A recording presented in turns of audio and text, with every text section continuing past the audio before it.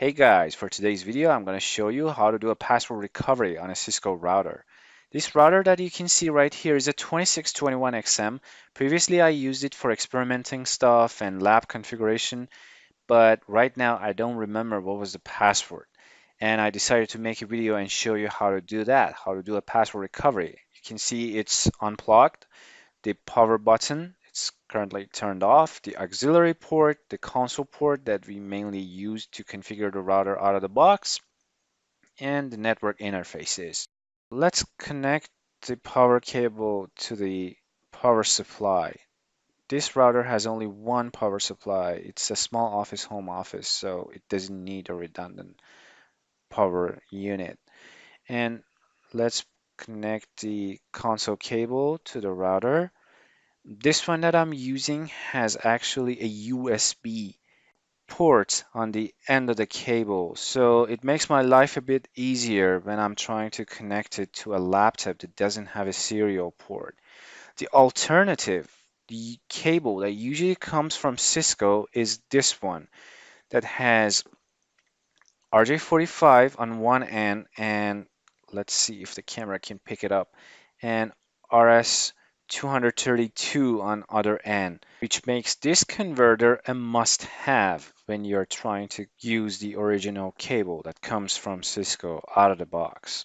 All right, I got everything that I need. I got the console cable connected to my laptop. Let's start the router and do the password recovery. I'm going to use PuTTY to connect to this router. Here I have to select the serial radio button, and then I have to select what communication port I'm going to use. Let's find out from the device manager that this converter uses what port the computer assigned to it. So communication port 5.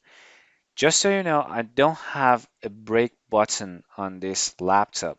So when the router boots up, I have to use PuTTY special command and hold the control button at the same time so I can break into ROM monitor mode.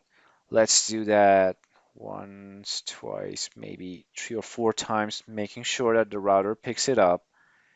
And yeah, one more time. There we go. The point here is that I have to make sure that next time this router boots up, it doesn't read its startup config. I'm going to use the command config 0x2142 and reset the router.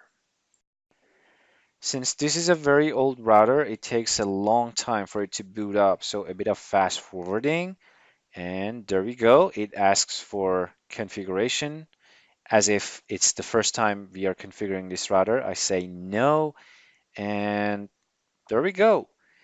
This router is completely blank right now, and you can tell by the name router. So let's go to configuration mode and configure the username and password. But before doing that, I want to show you something. How we can tell the router doesn't read the configuration other than the name router and not seeing any other thing is to show version of the router, and this will tell you what is the configuration register of this router. In this case, it doesn't read the startup config. So let's configure the username and the password. Here I'm going to use William, privilege 15, and the secret, obviously, Cisco. Let's also change enable password because I don't want to get stuck the next time the router boots up and I'm like, oh, I forgot what was the enable password. So one tip, and it's an important one, if the configuration of the router matters to you, you can always copy the startup config to the running config. That's important because maybe you just want to do a password recovery. You don't want to configure this router from scratch. And this way, I'm just copying everything from the startup config to the running config, and it doesn't affect the password. The hostname of the router is changed. You can see that already. It's taking a long time for the router to show the running config. Yeah, the host name. So everything else is restored except for the password that we just set. It's there already. It's not going to be wiped out by the old password. And yeah, we can see that the configuration register, Still not reading the startup config. I'm going to change that using config register command, and then the value, you can see it right there. It's 2102. Once we do that, we save the config, and once we reboot the router, it boots up, it reads the startup config, and we have the password. So we are pretty much done here. All right, let's reboot the router, and a bit of fast forwarding here. Should be up in a second. And there we go. Enable, and it asks for the password.